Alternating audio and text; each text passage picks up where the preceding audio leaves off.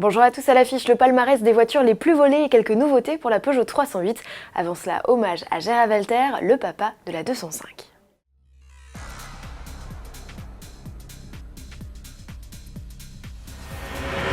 Autodidacte génial, créatif, sans limite, homme hors du commun, les superlatifs ne manquent pas lorsque l'on évoque la mémoire de Gérard Velter. C'est à ce designer de talent, disparu ce 31 janvier 2018 à l'âge de 75 ans, que l'on doit notamment la 406, la 605, le RCZ, mais aussi et surtout la 205. La citadine, produite à plus de 5 millions d'exemplaires, a sauvé Peugeot de la faillite en 1982. Qualifié de figure emblématique de la marque par le constructeur, l'homme avait rejoint l'équipe de Paul Bouveau, créateur de la 204, à l'âge de 18 ans. Grand passionné de sport automobile, il s'en était donné à cœur joie lorsqu'il avait fallu créer les déclinaisons sportives de son sacré numéro, les 205 GTI et T16. En 1976, Gérard Velter fonde avec Michel Meunier une écurie de course, WM. Ensemble, ils participent à plusieurs reprises aux 24 heures du Mans.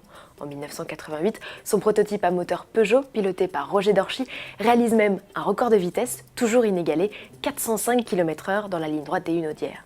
Aussi discret que talentueux, Gérard Velter a marqué l'histoire de l'automobile française. Le musée de l'aventure Peugeot lui rendra hommage prochainement et nul doute que les organisateurs du salon Rétromobile en feront de même dès le 7 février 2018 à Paris. Peugeot toujours avec l'annonce de quelques nouveautés dans la gamme 308.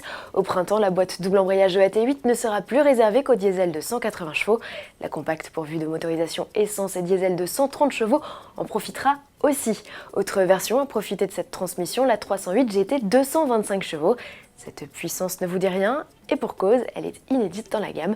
Peugeot a profité de la nouvelle année pour doper le 1,6 litre THP jusqu'ici fort de 205 chevaux. Quelles ont été les voitures les plus volées en 2017 Autoplus vient de publier sa liste noire. Sandrine Daré, auteure de cette enquête exclusive, nous livre ses conclusions et en profite pour dresser un carton rouge aux Renault récentes.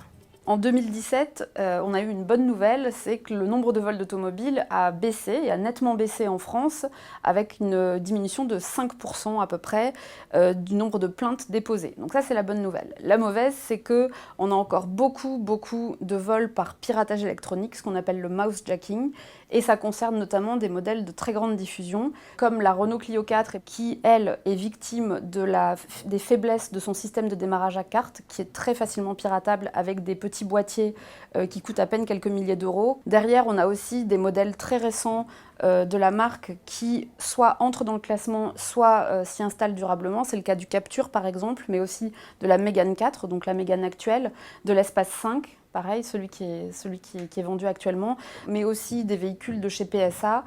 Et également, en parallèle, pas mal de modèles premium, notamment des SUV, puisque c'est la grande tendance du moment, et les voleurs n'y échappent pas non plus. Retrouvez notre palmarès complet dans le numéro 1535 d'Autoplus en kiosque ce 2 février. Il est également question d'un radar urbain de nouvelle génération qui promet d'être redoutable grâce à son intelligence artificielle. Et ne manquez pas ce vendredi 2 février la révélation de la nouvelle et 4e génération de Mercedes Classe A. Ça se passe à 19h30 sur notre site www.autoplus.fr. À lundi.